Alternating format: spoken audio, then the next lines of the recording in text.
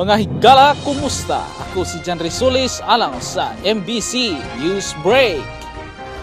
Nanawagan ang batalyon commander sa 55th IB Philippine Army ngadto sa katawhan na dili magpadala sa panglingla sa mga walhong grupo gamit ang demokrasya. Kini ang ipadayag ni Lieutenant Colonel Viner Murga, ang batalyon commander sa 55th IB.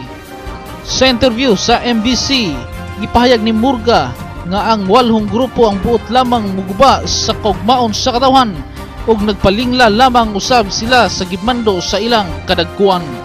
Kidugang pa ni Murga.